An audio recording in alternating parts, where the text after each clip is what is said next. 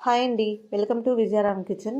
Water మిలన్‌తో రోజు చేసే జ్యూస్ కాకుండా ఇలా వెరైటీగా జ్యూస్ చేసి ఇవ్వండి. పిల్లలు చాలా ఇష్టంగా తాగేస్తారు. అప్పుడప్పుడు పిల్లలకి ఇలా చల్లచల్లగా, కూల్‌గా ఏదైనా వెరైటీగా చేసిస్తుంటే చాలా ఇష్టంగా తాగేస్తారండి. పిల్లలే కాదు పెద్దలైనా సరే చాలా ఇష్టంగా తాగుతారు. చాలా టేస్టీగా ఉంటుంది. దీనికోసం కొద్దిగా వాటర్ మిలన్ తీసుకుని ఇలా ముక్కలుగా కట్ చేసుకోండి.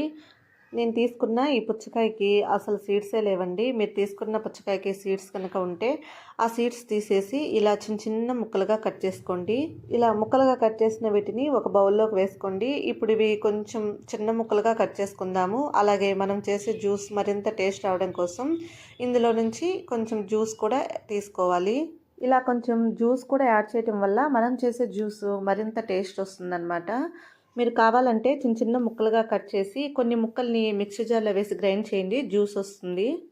తర్వాత ఇందులోకి మీ స్వీట్నెస్కి తగ్గట్టుగా షుగర్ యాడ్ చేసుకోండి. నేను ఇక్కడ 2 టేబుల్ స్పూన్స్ షుగర్ యాడ్ చేస్తున్నాను.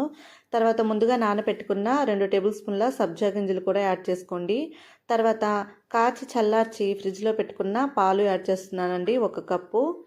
మనం ఈ జ్యూస్ చేసుకునే ముందు పాలు అలాగే వాటర్ మిలన్ని ఫ్రిడ్జ్లో పెట్టుకుంటే మనం చేసిన ఈ స్వీట్ చాలా టేస్టీగా ఉంటుందండి. చల్లచల్లగా కూల్గా తాగేసేయచ్చు. నెక్స్ట్ ఇందులోకి సన్నగా కట్ చేసిన డ్రై ఫ్రూట్స్ని కానీ లేదా టూటీ ఫ్రూటీని కానీ యాడ్ చేసుకోండి.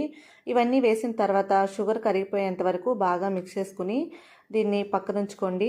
మనం సర్వ్ చేసుకునే ముందు ఫ్రిడ్జ్లో పెట్టుకుని సర్వ్ చేసుకుంటే చల్లచల్లగా కూల్గా చాలా టేస్టీగా ఉంటుందన్నమాట ఈ జ్యూస్. పిల్లలకి ఇలా చల్లచల్లగా కూల్గా గ్లాస్లో వేసి పైన డ్రై ఫ్రూట్స్ కానీ లేదా టూటీ ఫ్రూటీ కానీ వేసి ఇవ్వండి. ఎత్తిన గ్లాస్ దించకుండా తాగేస్తారనమాట.